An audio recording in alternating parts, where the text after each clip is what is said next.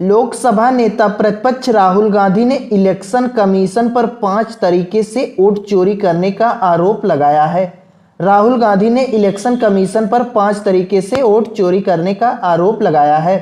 Number 1 है duplicate voters, number 2 fake और invalid address, number 3 एक ही पते पर bulk voters, number 4 invalid photo, number 5 form 6 का दुरुपयोग। राहुल गांधी का कहना है कि इन तरीके से इलेक्शन कमीशन जो है वोट चोरी करता है। राहुल गांधी ने इतना ज़्यादा गंभीर आरोप इलेक्शन कमीशन के ऊपर लगाया, तो ऐसी स्थिति में हमारे देश की मीडिया का यही फर्ज बनता है कि वह इलेक्शन कमीशन अर्थात निर्वाचन आयोग जाए और वहां के अधिकारियों के साथ कट्टरता से सवाल पूछे। लेकिन हमारे देश की मीडिया जो है, हमारे देश के पत्रकार अब यह पूरी तरीके से साबित करने में लग गए हैं कि राहुल गांधी झूठ बोल रहे हैं। ये देख लीजिए, कॉफी पर कुरुक्षेत्र चलाते हैं, कॉफी पर कुरुक्षेत्र चलाते हैं। इनका मानना है कि राहुल गांधी की पीपीटी बनाने वाला रिसर्चर बहुत अच्छा था। इन्होंने व्यंग कसते हुए कहा कि जो रिसर्च किया है उसने बहुत अच्छा रिसर्च किया है। उसके बाद इनका कहना है कि राहुल गांधी के एटम बम वाले नैरेटिव की हवा निकल गई। एक काफी पर कुरुक्षेत्र चलाते हैं, 2-3 बीजेपी के दलालों को बैठा लेते हैं अपने शो में, उनके द्वारा जो है रिसर्च करवाते हैं कि देख, और कहते हैं कि बहुत बड़े रिसर्चर हैं, और जबकि ये लोग रहते हैं बीजेपी के दलाल। इन लोगों के द्वारा राहुल गांधी के एटम वाले नैरेटिव की हवा जाती है। इस मीडिया वाले का कार्य यह था कि यह जाए निर्वाचन आयोग के अधिकारियों से सवाल पूछे कि राहुल गांधी ने आपके ऊपर जो आरोप लगाया वह कैसे सही है कि गलत है, आप लोग उसका प्रमाण दीजिए। लेकिन यह पूरी तरीके से राहुल गांधी को ही लपेटते नजर आ रहा है।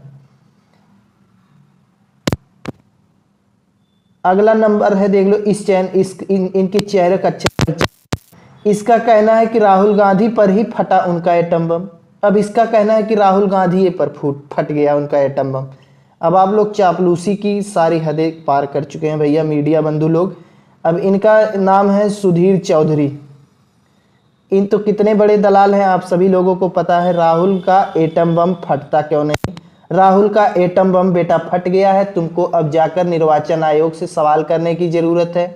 तुम झूठे कह रहे हो एटम बम फटता क्यों नहीं, बल्कि तुम्हारे अंदर निर्वाचन आयोग से सवाल पूछने की हिम्मत नहीं है, इसलिए तुम्हें लगता है कि फटा क्यों नहीं। फट गया है, जाओ बेटा, तुम लोग अपना काम करो। दम हो तो निर्वाचन आयोग से सवाल पूछो, बीजेपी के नेताओं से सवाल पूछो कि इतनी ज़्यादा वोट चोरी हो रही है, उसके बाद आप लोग कर क्या रहे हैं।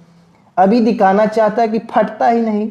अब इसका अगर ये स्वीकार कर लेगा कि एटम बम फट गया, तो इसे जाकर निर्वाचन आयोग से सवाल पूछना पड़ेगा। अगर नहीं पूछेगा तो जनता जवाब क्या देगा, इसलिए कह रहा है कि फटता ही नहीं, जबकि एटम बम पूरी तरीके से फट गया है। अब इन्हें चिन्ह लो, इनका चेहरा देख लो। हमेशा कहते हैं देश नहीं झुकेगा, ऐसे नहीं झुकेगा, तुम लोगों की वजह से देश झुकेगा।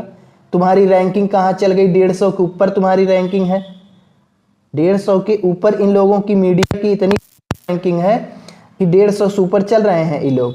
150 देश इनसे आगे हैं, 150 से भी ज़्यादा देश इन लोगों से आगे है। इतनी ज़्यादा गंदगी फैलाएं और कहते हैं देश नहीं झुकेगा। वोट चोरी पर फंसे राहुल गांधी, एटम बम का फ्लॉप शो।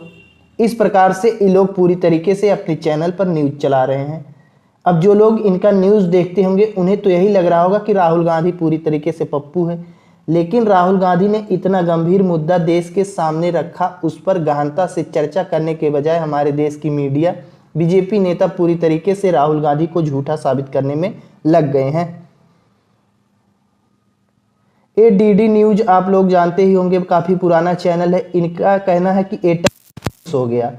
का कहना है कि एटम बम फुस हो गया। जब फुस से फुटा तो इनको सूंघने गई थी, इनको सुनाई दिया होगा। एटम बम फुस से जब फटा तो इसने सूंघ लिया था, इसको महसूस हुआ होगा, तभी कह रही है कि एटम बम फुस हो गया। तो यह हमारे देश की मीडिया बंधु इसी प्रकार से कार्य करती है। इसीलिए अभी हाल ही में ईरान के राष्ट्रपति खामनेई ने हमारे देश की मीडिया को बुरी तरीके से लताड़ा था। उन्होंने हमारे देश की मीडिया के बारे में काफ़ी कुछ भला बुरा कहा था, तो इसी कारण से भला बुरा कहा था। यही हरकत है इन लोगों की।